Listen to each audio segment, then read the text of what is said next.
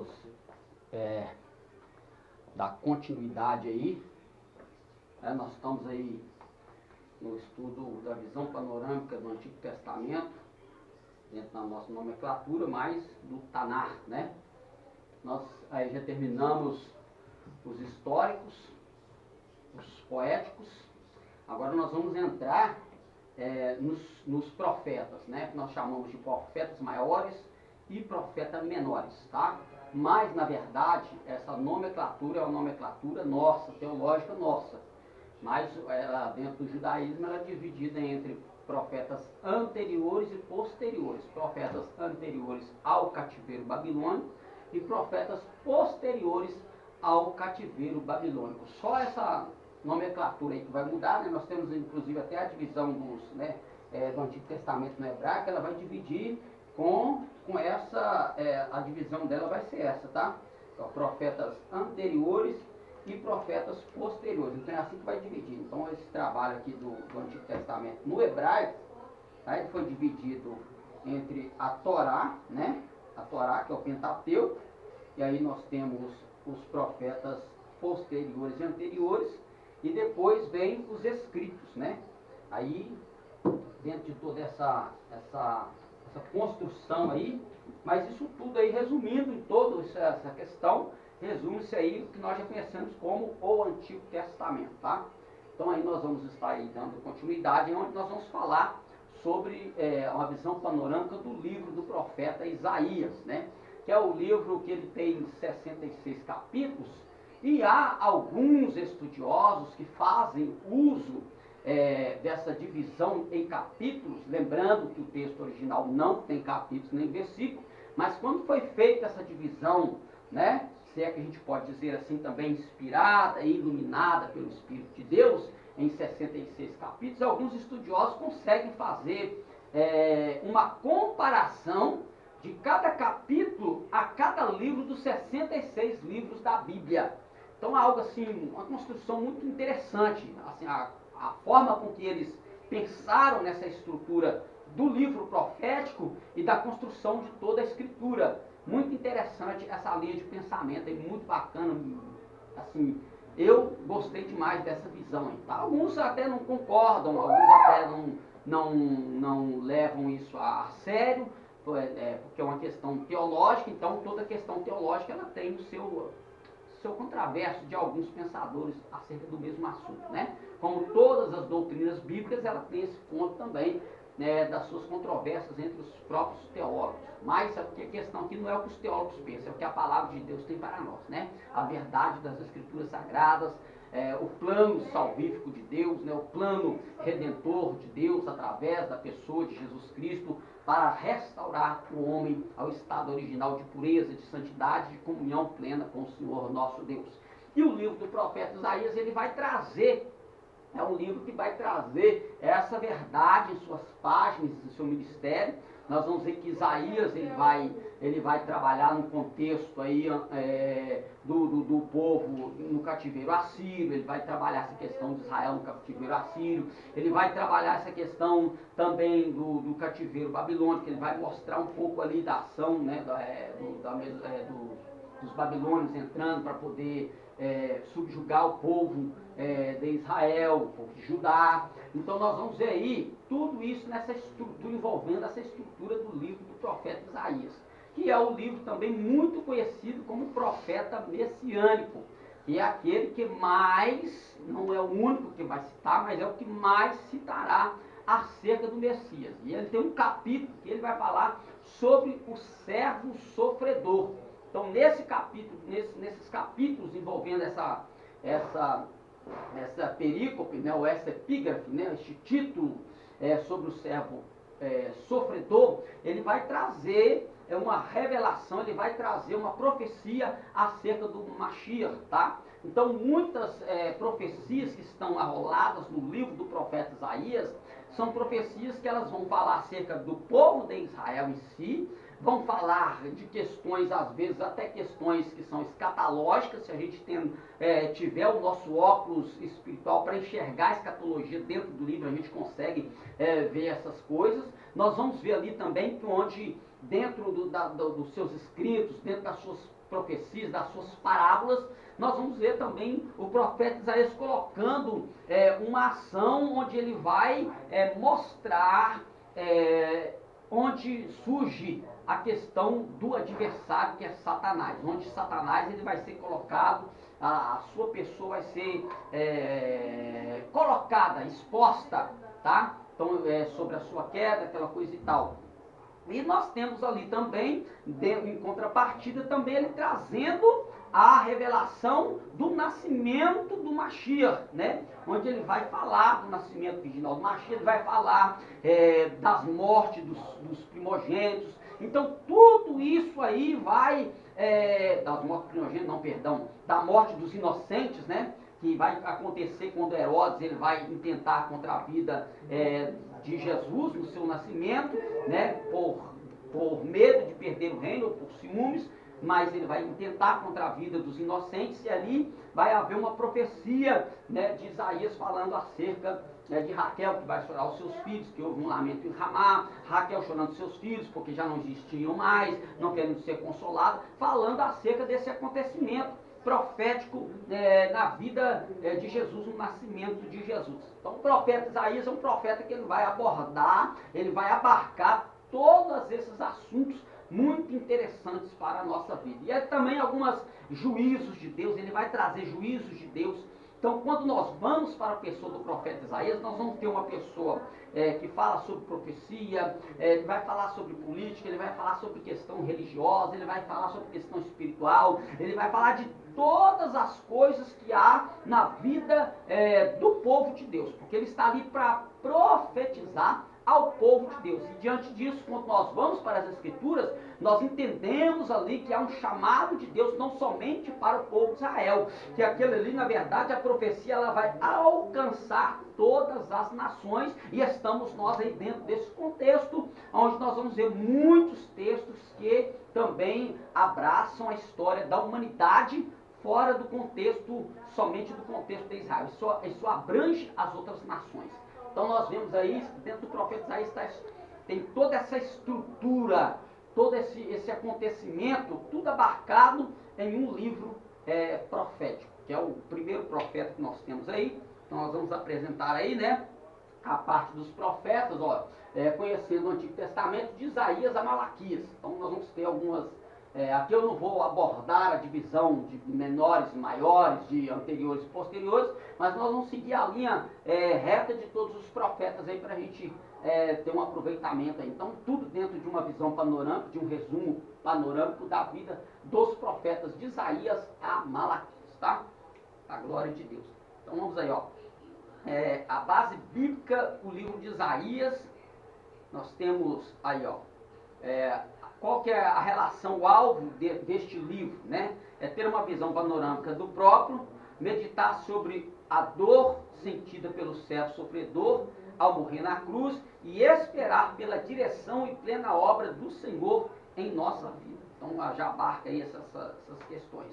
Na introdução, Isaías tem recebido vários nomes e títulos que mostram sua importância. Príncipe de todos os profetas. Então isso aqui são algumas nomenclaturas que são dadas, tá, ao profeta Isaías concernente à mensagem que ele é dirigida para ser adereçada ao povo do seu contexto aí. Então ele é conhecido por alguns assim, como o príncipe de todos os profetas, como Paulo do Antigo Testamento, porque aqui nós vamos, né, como eu já citei algumas coisas, aqui nós temos algumas profecias, né? Algumas doutrinas que já são doutrinas apresentadas, por mais que, né, a gente já estudou aqui que não há esta mentalidade, não havia esta mentalidade naquele tempo, essa mentalidade doutrinária, mas os ensinamentos da Torá estavam ali para todos os homens dentro do conceito de estudar as paraxá, as paraxotes, né? Então aí ele é conhecido como Paulo do Antigo Testamento, o maior dos profetas, lembrando sempre isso, não em questão de ser o mais, aquele que é glamuroso, nada disso, é aquele que mais, a sua profecia teve mais avanço, ele falou mais acerca de alguns assuntos, né?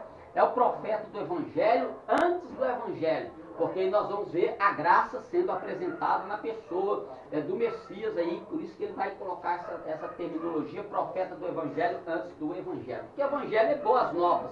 Então ele, antes que essas boas novas já chegassem a nós através da manifestação do Mashiach, ele já estava falando sobre isso. Né? Ele já estava apresentando essas boas novas antes das boas novas acontecerem. Tá? Então é isso aí. Profeta por excelência, ou seja, ele já foi tirado por Deus já para ser profeta, né? Então nós vamos ver aí a questão do seu parentesco com o rei Uzias, mas isso não quer dizer que ele tinha que ser, que ele nasceu para ser um monarca, um rei, um príncipe. Na verdade, Deus chamou ele para ser um profeta. Então, o chamado dele é um chamado para ser profeta. O interessante é que a gente vai entender esse chamado dele no capítulo 6. Deveria ser no capítulo 1, mas nós vamos ver que o chamado acontece no capítulo 6, onde ele entende a repugnância dos seus próprios pecados, o pecado do povo, dos seus próprios pecados, e ele vê a sua miséria como pecador. Então Deus vai mostrar para ele que ele ainda mesmo assim, reconhecendo a sua natureza pecaminosa, reconhecendo o pecado do povo em que ele está habitando, porque ele vai dizer isso, né? Eu sou um homem de lábios impuros, habito no meio de um povo de impuros lábios, e ai de mim que vou perecendo. E aí quando nós vamos ver, anterior a isso, ele vai trazer profecias falando ai de Gog, ai de não sei quem. Então ele vai ter muitos ais contra outras pessoas, mas quando chega no capítulo 6, por que o capítulo 6? Porque nós sabemos que dentro da numerologia da Bíblia, não numerologia em questão de horóscopo, essas coisas, nada disso. Dentro dos termos de números da Bíblia, nós sabemos que 7 é a perfeição, a excelência da perfeição de Deus. Mas quando nós vamos para o número 6, segundo nos mostra o Apocalipse, que 6 é o número do homem. Então quando ele vem falando ai, quando chega no capítulo 6, ele lembra que ele também é homem. Então 6 é o número do homem, e ele lembra da sua humanidade pecaminosa, no capítulo 6. E aí é onde ele vai sentir o próprio pecado, e ele não vai falar mais ai de fulano, ai de ciclano, ele vai falar ai de mim, que vou perecendo. Isso quer dizer então que ele está entendendo que mesmo assim, ele falando ai desse, ai daquele, ai do outro, ai de não sei quem, ele estava naquela lista. Então no capítulo 6 ele entende a pecaminosidade de ser um ser humano. E aí é aonde que o Senhor vai dar para ele o ato profético, e aí vem a grande pergunta usada nos nossos cultos de missão. E agora, a quem enviarei? Quem há de ir por nós? Aí a voz dele ele vai levantar a voz, eis-me aqui, envia-me a mim. Né? Então ali o chamado dele vai acontecer, e por isso tem essa questão de colocar ele como o profeta por excelência. Né? Mas lembrando da sua pecaminosidade, ser um ser humano. Tá? Nós vamos ver a questão do seu martírio, né? Da decapitação que ele sofrerá, mas isso não o tirou, né, da presença de Deus. É o primeiro livro da divisão profetas maiores, profetas anteriores, que engloba também Jeremias com Lamentações, Ezequiel e Daniel, chamados assim por causa do tamanho deles. Deles quem? Dos profetas? Não, dos livros, das mensagens, das profecias, dos escritos que estão relacionados ao nome dos mesmos. Visão panorâmica do livro, informação básica, datado de 740 a 680 antes de Cristo aproximadamente. Tá? A autoria, o próprio Isaías, o local do desenvolvimento de tudo aquilo que será profetizado, suas visões, suas profecias, os acontecimentos históricos estão contidos ali, tá? Porque nós vamos ter ali acontecimentos históricos, com alguns reis, o rei Uzias, o rei Ezequias. Então muitos reis estarão ali, né? Os reis de Israel estarão envolvidos dentro das questões do livro do profeta. Então o local, Jerusalém, o alvo, os reis e o povo de Judá antes do exílio. Versículo-chave, Isaías capítulo 9, versículo 6, e a palavra-chave é a restauração. Isaías 9, 6. Havia deixado o meu óculos. Isaías 9, 6.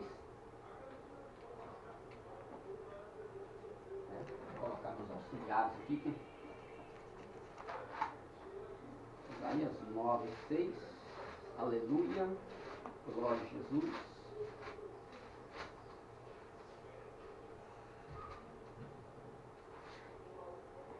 Nossa, porque o menino nos nasceu, um filho se nos deu, e o principado está sobre os seus ombros, e seu nome será Maravilhoso, Conselheiro, Deus Forte, Pai da Eternidade e Príncipe da Paz. Ou seja, neste texto nós temos uma das promessas poéticas mais belas sobre o reino vindouro do Messias.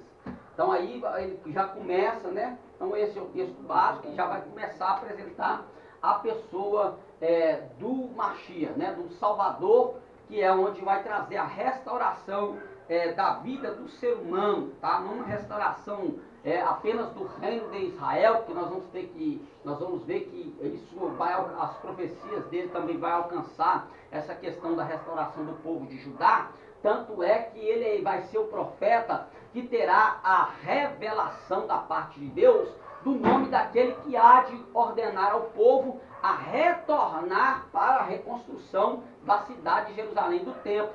No caso que nós, em aulas passadas, nós estudamos sobre o rei Ciro, né?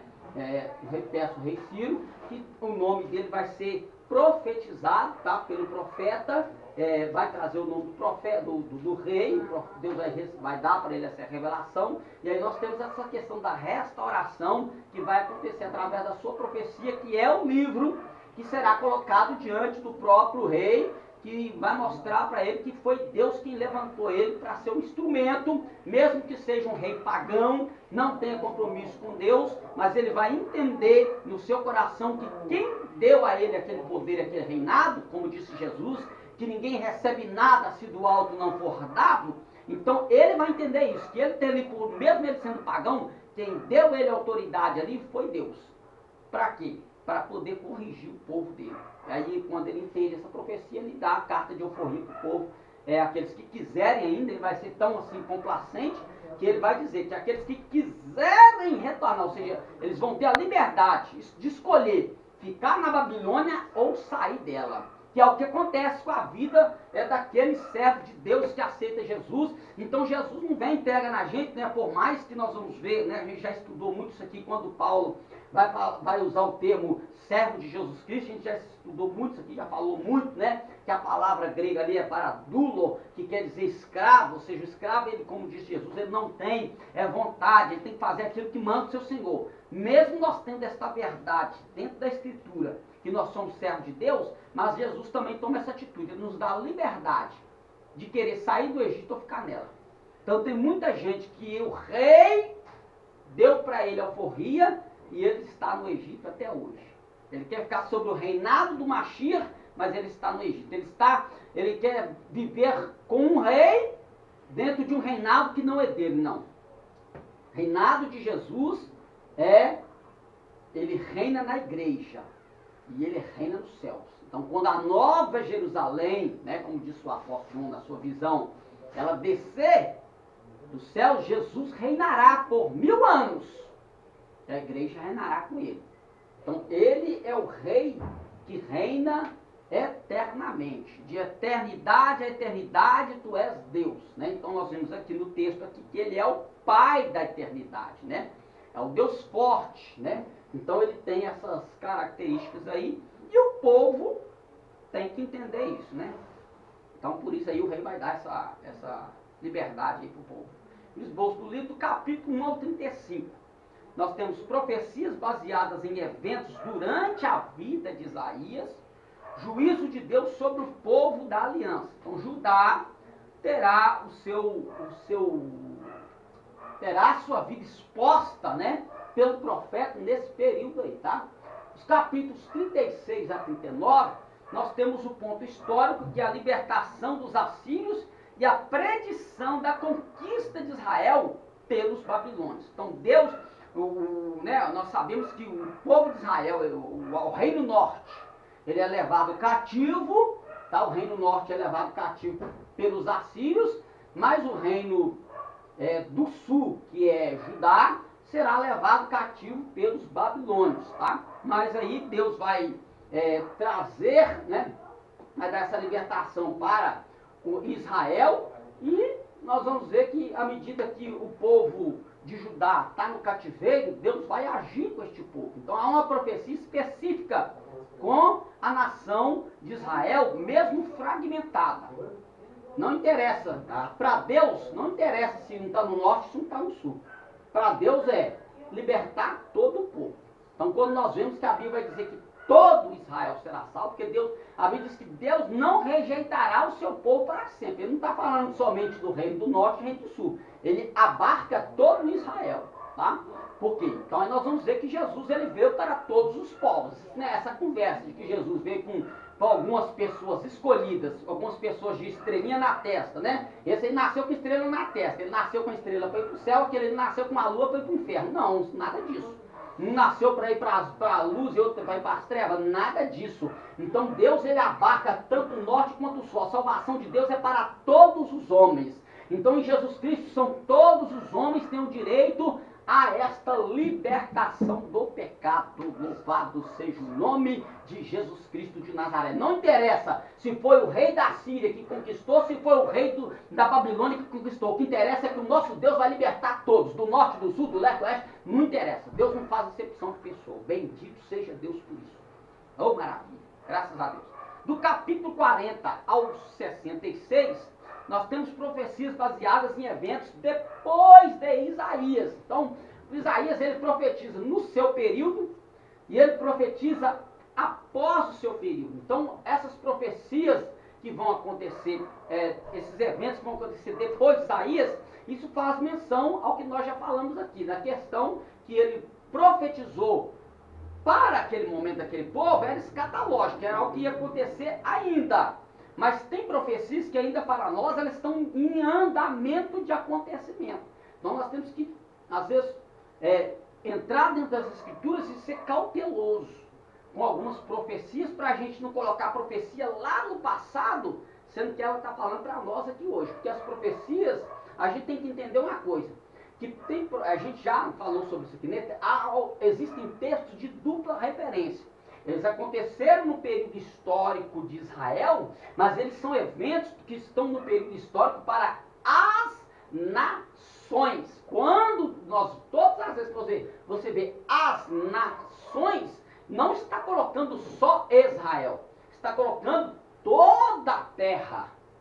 Então isso aí faz uma grande diferença quando uma palavra, ela pode fazer a gente enxergar uma profecia que ela acontece num contexto histórico, mas esta profecia ela passa aqui, ela deixa o seu rastro e ela se consuma no final dos tempos da vida do ser humano, já predita pelo nosso Deus nas Sagradas Escrituras como profecias escatológicas para o fim dos tempos. Então, mensagem de consolo para Israel e dos repatriados da Babilônia. Né? Então eles vão voltar, repatriados quer dizer que eles vão voltar à sua pátria natal, tá? À sua terra natal. Isaías, em uma sentença, o profeta anuncia que o juízo é certo, mas também consola ao profetizar salvação e retorno do remanescente fiel à terra. Então, o remanescente é que vai ser o ponto ápice para o cumprimento desta profecia. Então nós temos que ter todo o cuidado de nós estarmos dentro das profecias escatológicas, se nós vamos fazer parte do remanescente, né? Então o remanescente ele tem um grande peso, o remanescente ele tem uma importante ação no período das profecias, porque são aqueles que se portarão com fidelidade diante de muitas atrocidades que podem acontecer, seja no período histórico, ou seja no período escatológico. Queira Deus que nós possamos conseguir ser fiel em qualquer contexto que nós estivermos, né? Seja lá aqui no nosso período aqui, ou seja lá no período de princípio de dores, né? Que a gente vai, em outro estudo, oportunidade, falar sobre este assunto. Então aí a questão é profetizar a salvação. Um profeta chamado Isaías foi teólogo, pregador, isso concernente ao isso concernente ao conteúdo de suas mensagens e visões, tá? Então essas nomenclaturas, esses títulos dados aqui são concernentes à estrutura de suas palavras, de suas profecias, tá? Então ele foi teólogo, pregador, historiador, reformador, estadista, poeta, príncipe. Primeiro, primo do rei Uzias, patriota e mártir, cerrado ao meio sobre ordens do rei Manassés. Foi casado com uma mulher identificada apenas como profetisa. Isaías capítulo 8, versículo de número 3. Interessante, né? O homem é profeta e a mulher profetiza, né? Então toda a casa estava envolvida no ambiente espiritual da ação de Deus. E no mesmo momento, tá, em que a nação está em decadência, o reinado, o trono está em decadência. Agora, por que a mulher foi ser tida por profetisa? Com certeza, né? Isso aqui não está aqui por acaso. Isso aqui falar que a mulher dele era uma profetisa não está aqui por um acaso, só porque ele era profeta, como muita gente diz assim, né? Tem gente que fala assim, mulher de pastor é pastora, negativo. Mulher de pastora não é pastora, não. Mulher de pastor não é pastora. Mulher de pastor é a adjuntora do ministério do pastor. Ela é auxiliadora, ela tem o seu valor, nós já falamos sobre isso aqui também, né? Que a mulher tem o seu valor, o seu papel, muito importante, com muito peso na obra de Deus, tem e sempre terá, mas nós não devemos dar certos títulos que a Bíblia não nos permitirá. Agora, com certeza, se a Bíblia coloca ela como profetisa, é porque ela fez parte de algum ato profético, sabe lá qual, que a gente não vai ficar aqui também especulando nada, que a gente não está aqui para especular, a gente tem que ir naquilo que a Bíblia coloca diante de nós, não tem que ficar especulando e fazendo invencionice aqui, né, para poder atrair as pessoas a nós. Não, mas o interessante é que ela estava dentro do ambiente espiritual da visão profética. Então acabou. Se nós estamos envolvidos no ambiente, nós falamos aqui, né, no estudo passado, que o ambiente espiritual, quando estamos no ambiente espiritual, quando a gente falou acerca de Saul, né, que Saul mandou alguém buscar Davi, chegou lá e estava, né, no meio dos profetas, e aqueles começaram a profetizar, e Saul foi, não, já que eles não voltaram, eu vou para lá. Só que o ambiente espiritual já estava preparado. Então, quando Saul entra, ele começa a profetizar também. E profetizar da parte do Espírito de Deus, mesmo que ele entrou naquele contexto lá, com uma intenção errada. Mas quando a pessoa está no ambiente espiritual, até a visão dela vai mudar, o coração dela vai mudar, porque o ambiente espiritual vai nos trazer um ambiente em que nós vamos ver a graça de Deus, o poder de Deus agindo. Isso aí é muito importante para a nossa vida. O livro chamado Isaías, que livro grande! Assim, Isaías é uma coletânea de mensagens com dados históricos e recursos literários. Cada parte forma uma unidade em si mesma, mas que se relaciona com as outras partes. É justamente o que a Escritura é em si mesma. A Escritura concorda com a Escritura. Nós não temos, por mais que alguns estudiosos da crítica textual venham dizer que existem contradições e falhas na Bíblia, não tem. A Bíblia concorda consigo mesma. A própria história, às vezes, vai dar um pé de apoio, tá? A própria história, ou a própria ciência concernente à arqueologia, ela traz um pé de apoio à verdade da Escritura, sendo relacionada como um conjunto que encaixa perfeitamente, tá? Um livro explica outro livro. O livro de Isaías tem essa peculiaridade ou particularidade. Capítulo do livro 66, aí nós temos a Bíblia 66, aqui que a gente fez a citação aqui, né? Divisão, juízo, 39 capítulos, vamos falar de juízo, consolo, 27 capítulos. Os 39 capítulos do juízo, relacionado à Bíblia, à estrutura da Bíblia Sagrada em si, Antigo Testamento 39, Novo Testamento 27, que é onde o consolo acontece, onde a profecia do Mashiach chega, onde a graça, aquele evangelho da graça, né, que foi abordado aqui, que Isaías é um pregador, um Paulo do evangelho, antes do evangelho se manifestar. Dentro dessa questão aqui, que mesmo ele, né, tendo essa divisão de 16 livros, a parte do consolo de 27 capítulos dá justamente os 27 capítulos, que é onde Jesus ele se manifesta, vem a doutrina da igreja, a igreja primitiva, E aí nós temos as doutrinas aí para o nosso consolo e conforto do nosso coração e da nossa alma na presença de Deus. No início da segunda parte, Isaías 40, capítulo 40, versículo 3, voz do que clama no deserto. Mateus capítulo 3, versículo 3, é o início do Novo Testamento, a voz do que clama no deserto, concernente a profecia acerca da pessoa de João o Batista. O interlúdio é o Império Assírio e Babilônico. O interlúdio do que acontece, em que período que vai acontecer a questão do Novo Testamento, é o Império Grego e o Império Romano.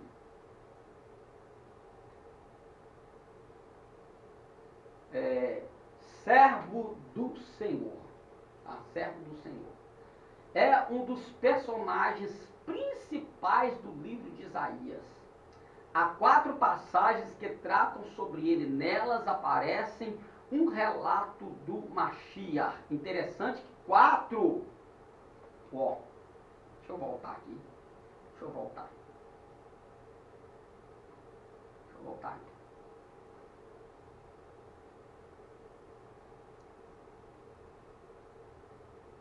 Abre aí, meu filho. Há 4 passagens que tratam sobre ele. Nelas aparece um retrato do Mashiach. Deu para pegar aí alguma coisa? Entendeu? Tem 4 passagens que vai estar relacionada os 4 evangelhos. Os 4 evangelhos. Então, você está vendo como é que o livro... É aquilo que a gente falou, né? Que alguns teólogos, eles vão ter essa visão de que os 66 capítulos fazem alusão aos 66 livros da Bíblia. E 4 passagens dentro do livro profético do profeta, dentro das profecias de Isaías, faz alusão ao Mashiach, os 4 evangelhos. Muito interessante isso, né? Uma coisa muito interessante. Então nós vemos aí uma concordância da inspiração divina do Espírito Santo na ação aí até da composição da profecia, né? Quer falar alguma coisa? Não? Então temos aí, Isaías capítulo 42, do versículo 1 ao versículo 9, Deus apresenta o servo. Do capítulo 49, do versículo 1 ao 6, nós temos a vocação do servo. Do capítulo 50, versículo 4 a versículo 9, nós temos a obediência do servo. Do capítulo 52, ao capítulo 13 ao capítulo 53, versículo 12, capítulo 52, versículo 13 ao capítulo 53, versículo 12, nós temos o sofrimento do servo. Israel foi chamado para ser servo do Senhor, mas não correspondeu à sua missão. Isaías prevê aquele que é servo perfeito e obediente e que trará a libertação definitiva. Não como o povo esperava, né? Aquele Messias que viria com espada, e diante desse pensamento aí, por causa da guerra, né? dos Macabeus, né? Onde os Macabeus, a família dos Macabeus vão se levantar contra o Império para poder trazer uma suposta libertação, uma libertação, eles vão lutar, guerrear, né? Então, nesse pensamento aí, eles vão esperar um Messias que vem com essa atitude dos Macabeus, de guerrear com espada. Por isso que na hora que Jesus se manifesta com a sua mensagem do reino, uma mensagem do reino de amor, de dar outra face, ele não vai ser aceito porque a visão deles está dentro de um contexto de guerra física. E nós vamos ver que Jesus ele vai trazer totalmente diferente, vai ver que a guerra ela é espiritual, né? Então é o homem lutando contra os seus pecados, contra a força do mal, né? Descreve capítulos notáveis. Capítulo 6 descreve o chamado profeta. É curioso que esse não seja o primeiro capítulo do livro. Ele é precedido por 5 outros capítulos. Se nós lermos cada um com atenção, perceberemos que formam uma espécie de resumo do que será o restante do livro. Então, dá um resumo aí a esses 5 capítulos aí, né? Porque depois nós vamos descobrir o discorrimento da história, aí aquelas, ai, não sei de quem, ai de fulano, ai de ciclano, depois no decorrer da história a gente vai ver essas profecias começando a ser colocadas diante do profeta Isaías, aí já com o seu chamado profético em ação, né? Os capítulos notáveis, capítulo 14, Isaías 14, a profecia contra o rei da Babilônia tem sido uma das poucas passagens apontadas nas escrituras que podem explicar a origem de Satanás. Há vários intérpretes que creem que o rei da Babilônia personifica o maioral dos demônios.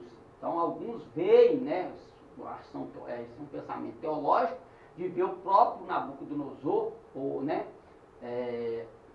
como o próprio Satanás. Né? O porquê dessa visão é o porquê dele, às vezes, ele tem que tirar, né? Então ele vai ter que assassinar alguns reis, ele vai tentar introduzir na mente do povo de Judá, tá? A sua cultura, a sua religião, mas aí nós vamos ver a fidelidade de Daniel dentro desse contexto todo, onde ele vai vencer, né, essa guerra espiritual ali contra o paganismo e se mostrar fidedigno ao Senhor Deus Todo-Poderoso, ao único e verdadeiro Deus, tá? Agora nessa questão aqui, ó, que ele vai trazer esta origem de Satanás, claro que aqui dentro de um contexto profético, para a gente entender quando é que vai acontecer a questão dessa guerra aí, né? O capítulo 14, dessa guerra aí, mas na verdade, vamos só ler aqui que aí eu vou falar aqui, ó, estou querendo colocar aqui.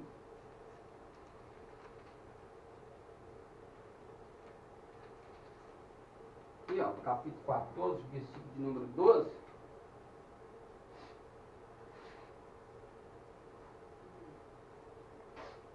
Do versículo 12 em diante, diz assim, ó: Como caíste do céu, ó estrela da manhã, filha da alva, como foste lançado por terra, tu que debilitavas nações.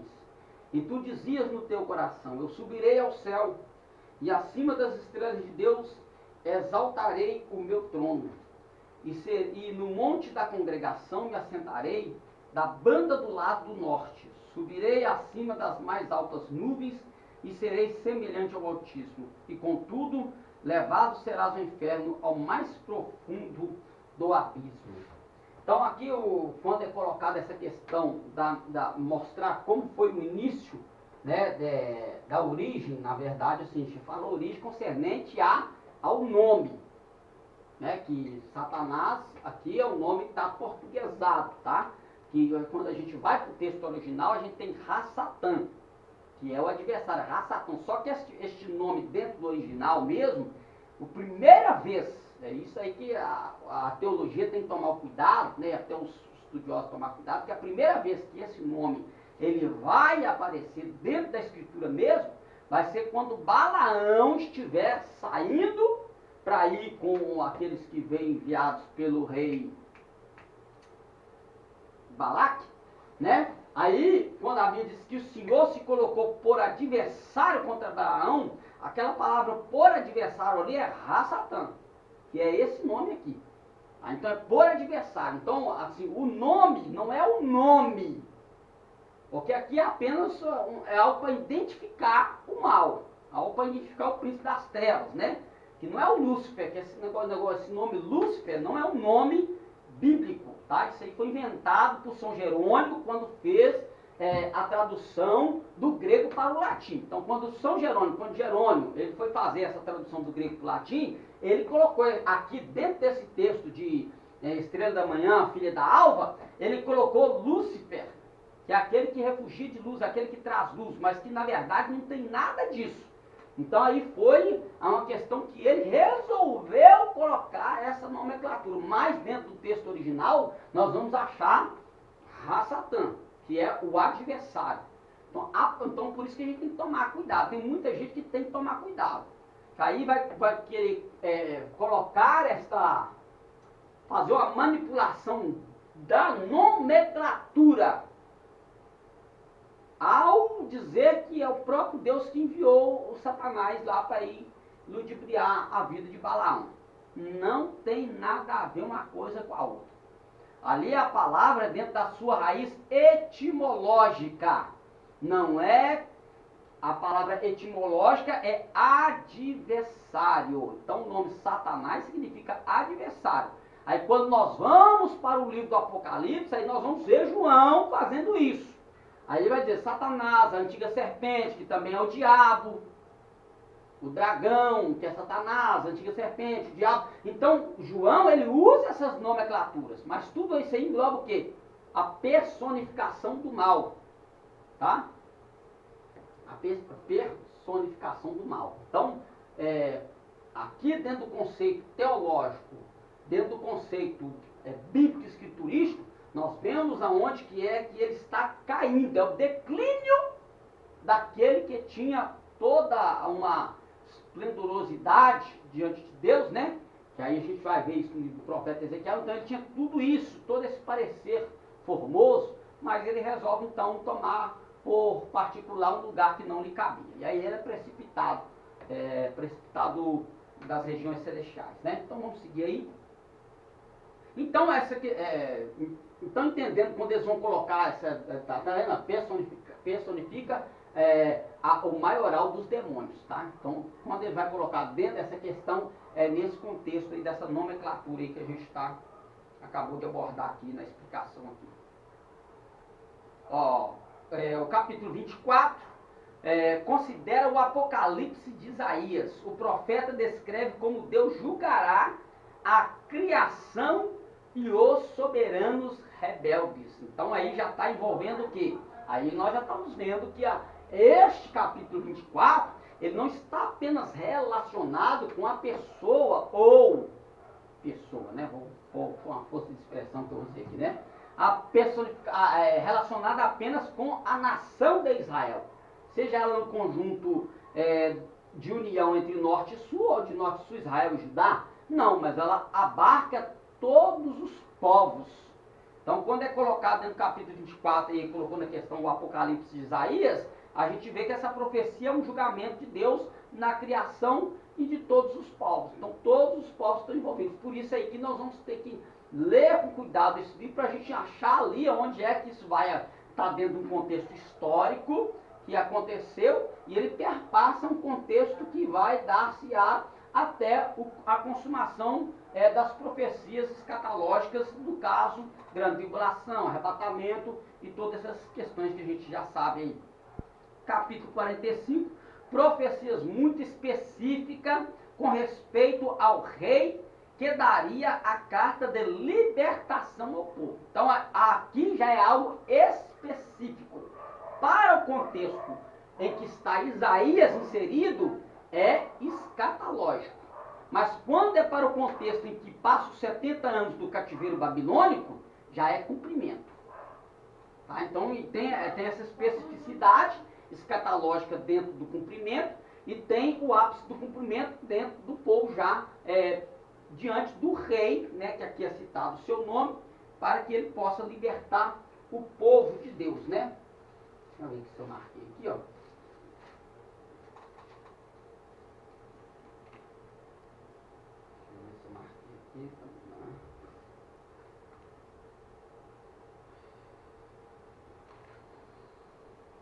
Aqui, ó, capítulo 45, versículo de número 1, né?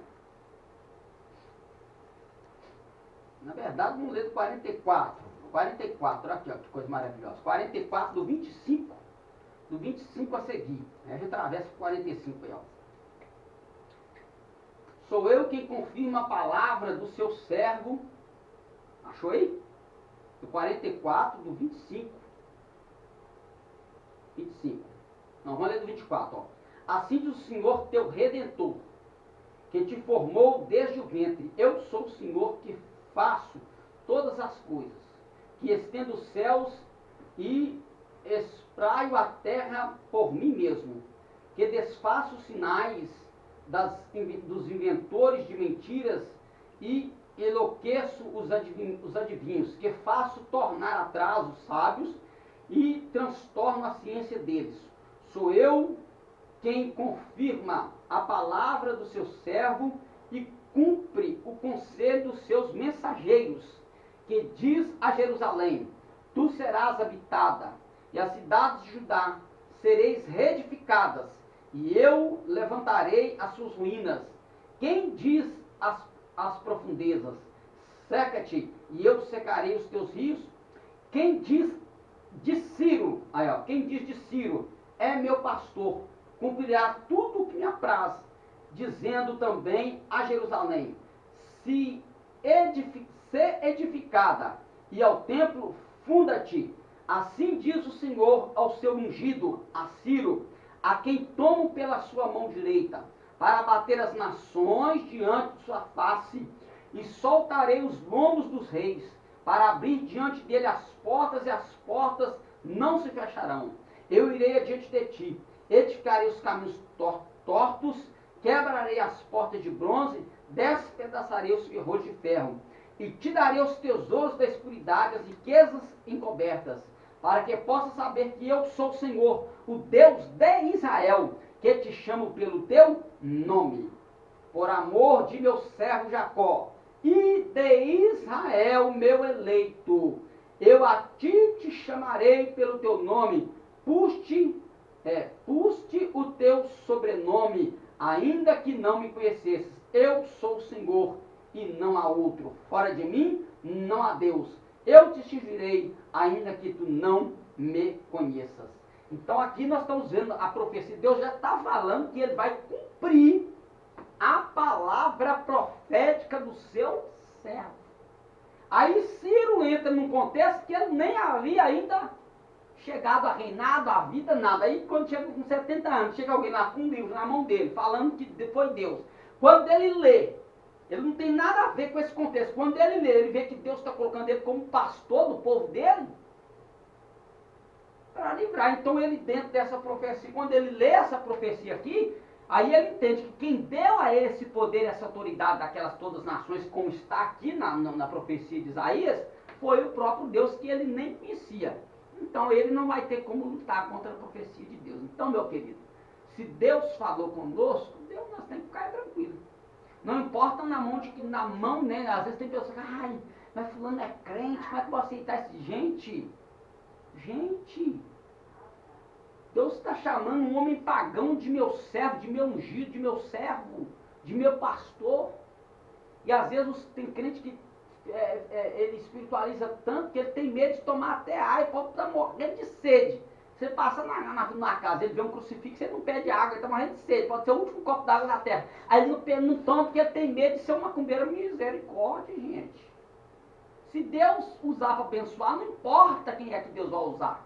Se ele vai usar para abençoar, pega que é bênção. Trai a bênção, é só orar. Ora a Deus, apresenta Jesus, né? Tudo dado com ação de graça, santificado pela ação de graça, acabou, irmão.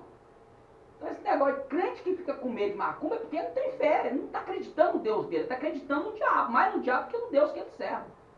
Então o nosso Deus é maior. Se Deus está conosco, maior é que está conosco que aquele que é contra nós. Isso é fato. Aquele povo que entrou na Terra Prometida, eles dialogavam com o povo pagão. Oh. Deus não queria que eles fizessem parte dos deuses, que eles não servissem os deuses. Mas Deus deixou ele lá. Você acha que aquele povo não podia, eles não podiam tomar alguma coisa da mão daquele povo? Aquele povo não podia tomar alguma coisa da mão dele? Claro que podia. O que o povo de Israel não podia era se relacionar com... Relacionar. Vai ver o povo de Israel pegando alguma coisa de próprio povo.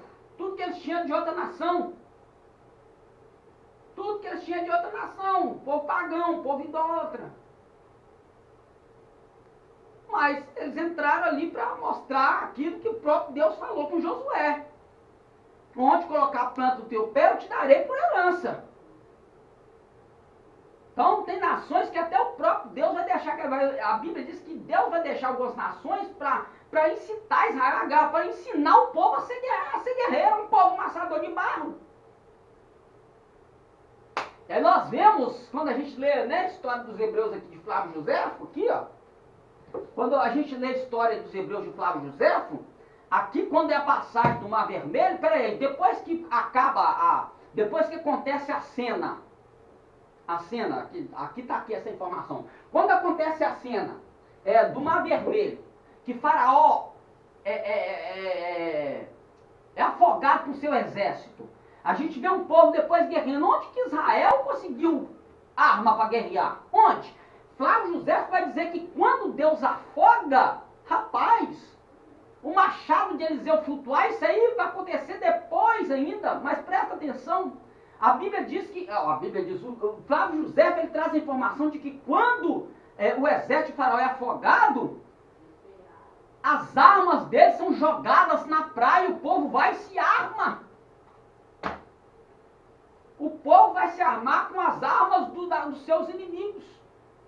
Deus vai tirar da mão do exército de Faraó suas espadas, suas lanças, suas bigas e deixar à disposição do povo na praia. Pega aí, meu filho, vocês vão entrar agora num lugar que tem guerra. Quando vocês entrarem lá, vocês vão... Claro que Deus é que estava à frente, Deus que ia coordenando o povo através da vida de Josué, dos juízes. Mas quando eles entram armados, eles não forjaram essas espadas no deserto. Deus tirou do Faraó e deu para eles. Flávio José vai contar isso na história dos Hebreus. Então, aí fica aí muita gente com medo aí de certa coisa. Oh, meu filho, maior é Deus. Então, se é benção, é benção. Se é benção, é benção. Claro que a gente não vai ser cego, extremista, mas se é benção, é benção. É benção. Deus conhece a necessidade do seu povo. Então vamos lá, vamos seguir aqui, É a profecia muito específica com respeito, já vemos aí, capítulo 61. Jesus declara em Lucas 4 que ele era o cumprimento desta profecia, que é o que a gente muito já também falamos aqui, que é Lucas capítulo 4, que vai acontecer isso, que vai ser o cumprimento dessa profecia aqui. Lucas 4.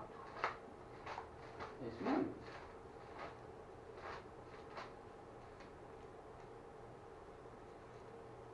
Aqui, ó. Lucas 4, versículo de número 15 a seguir. E ensinava nas sinagogas, e por todos era louvado.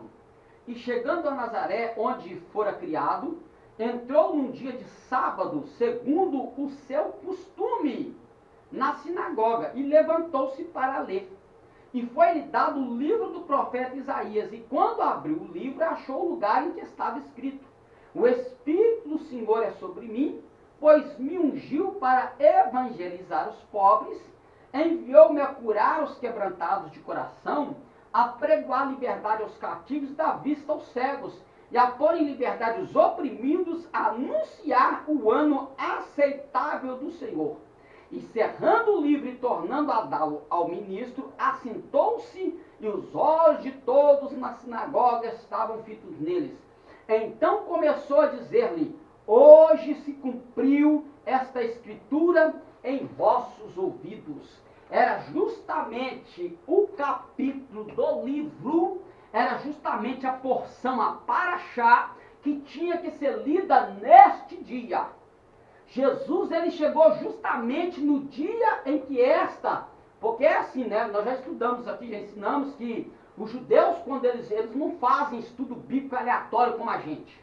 Eles têm o próprio sistema de estudo deles dentro da Torá, eles têm o próprio sistema de estudo onde eles têm o texto certo para o dia certo, o texto certo para a festa certa, todos os textos, todos os estudos dos judeus têm as suas paraxás, as suas porções já selecionadas para os dias certos. Então Jesus vai chegar justamente no dia em que este texto tem que ser lido. Ele chega justamente no dia do cumprimento da profecia. Por isso que quando diz que ele achou o livro, é porque era o dia deste livro ser lido, desta porção ser lida. E aí é o cumprimento da profecia. Cumpriu tanto no dia quanto na pessoa de Jesus. Por isso que Jesus disse: hoje se cumpriu essa escritura. Por quê? Porque antes de Jesus se manifestar, nesse dia específico era lido este livro. Então, quando ele chega no dia de ler esta passagem, de ler esta profecia, por isso que ele diz: hoje. Vocês leram ela anos e anos e anos, mas ela não tinha ainda se cumprido. Vocês leram ela como uma profecia escatológica, mas hoje ela está acontecendo aqui diante dos vossos ouvidos.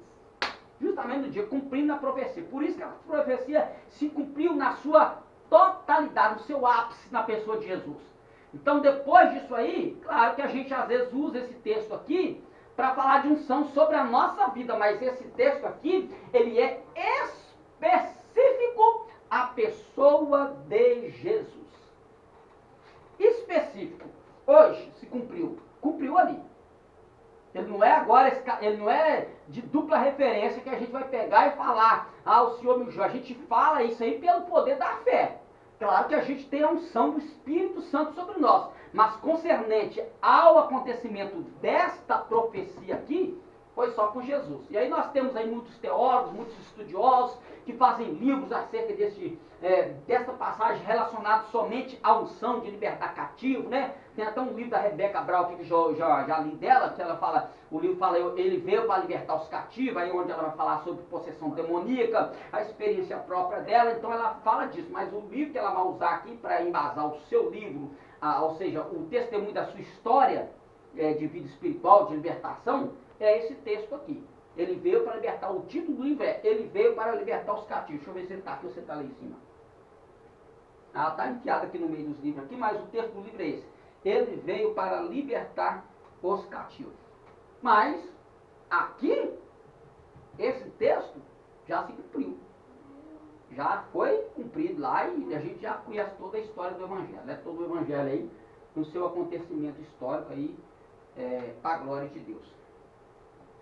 Foco do capítulo 40. Esse capítulo é um modelo de como eram as pregações dos profetas, os recursos literários que usavam e como dialogavam com a cultura.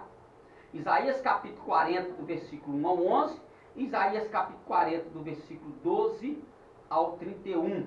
Então, esses versículos aí são específicos para abordar a mensagem do profeta, seja para o rei, seja para o povo. Lembrando que, quando os profetas eram levantados, eles não eram levantados para trazer mensagens de autoajuda. Eles eram levantados para deletar o pecado do rei e do povo. É para trazer um arrependimento ao povo através de que, se eles ouvirem a voz profética, eles estão livres do juízo. Mas caso contrário, eles não deem ouvido aos profetas, o juízo sobre eles é eminente. Pode acontecer a qualquer momento. Tá? Então é eminente. Quando os profetas vão trazer palavras de juízo sobre o povo, sobre o reinado, sobre o trono do rei, aquele juízo é eminente. Ele pode acontecer a qualquer momento. E aí é quando a gente vê, né, que os profetas às vezes vão ser apedrejados. Então quando Jesus vai dizer queria eu, Israel, como a galinha ajuda os seus pintainhos, debaixo de suas hastes, eu te enviei profetas, né, mestres, apóstolos. Então Jesus estava falando dos profetas que foram enviados para trazer Israel ao arrependimento. E muitas das mensagens eram mensagens de juízo. Quando a gente vê Jesus pregando o sermão no capítulo 5 de Mateus, ele vai deixar claro que isso ainda não acabou não, né? O povo continua matando os profetas. Continua. Ainda tem matador de profeta no dia de hoje. Infelizmente tem muito profeta aí comendo pão e bebendo água por causa da rebeldia do povo. Né? Então nós temos que tomar cuidado para não sentar na mesa de Jezabel. Né? Comer do maná do rei, mas perder o maná do rei dos reis. Eita, isso aí tem que ficar forte no coração. Né? Então Isaías capítulo 40, versículo 30, temos renovação das forças. Do 49 ao 49, 23, não serão envergonhados, ou seja, são as promessas àqueles que esperam no Senhor, né? Do capítulo 64, versículo 4, terão Deus trabalhando em seu favor. Isaías e o Novo Testamento, onde vai ser abordado as passagens que se cumpriram e as passagens que se cumprirão. Tá? Então, sim, elas serão abordadas no livro do Novo Testamento, da Brit Hadashah, mas é aquilo que eu frisei, né? Acerca das profecias, de dupla referência, mas de profecias concernentes àqueles estado específico, no caso, aqui o texto que nós ora acabamos de ler, acerca do capítulo 61, tá? Da pessoa de Jesus. Isaías pode ser visto como o evangelho antes do evangelho, falamos sobre isso. Aí vemos a lista para entender quanto o profeta falou de Jesus aproximadamente 700 anos antes do nascimento do Senhor. Isaías capítulo 7, versículo 14, nós temos a profecia do nascimento virginal. Eis que a virgem conceberá, tá?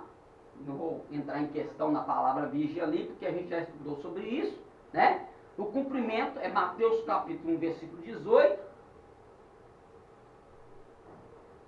Isaías capítulo 9, versículo 6 ao versículo 7. Nós temos o filho de Davi. Mateus capítulo 1, versículo 1, falando da genealogia. Isaías 61, 1, ser ungido pelo Espírito Santo. Lucas 4, 21, acabamos de ler. Isaías 53, do versículo 4 ao versículo 12, seu sofrimento por nossas iniquidades, né? Aí Mateus capítulo 27, versículo 27 ao 56, onde nós teremos aí a crucificação. A conclusão deste livro, Isaías é realmente fascinante, exemplo de perseverança e um modelo de que se deve ter. Ele nos inspira a pregar a verdade de Deus e a viver de acordo com o caráter do Deus que pregamos. Alimentemos nosso coração à mesma disposição de Isaías ao render ao Senhor. Eis-me aqui, envia-me a mim. Isaías capítulo 6, versículo de número 8. Então nós abordamos aí, finalizamos aí o livro do profeta Isaías, né? Que Deus em Cristo Jesus possa continuar nos abençoando.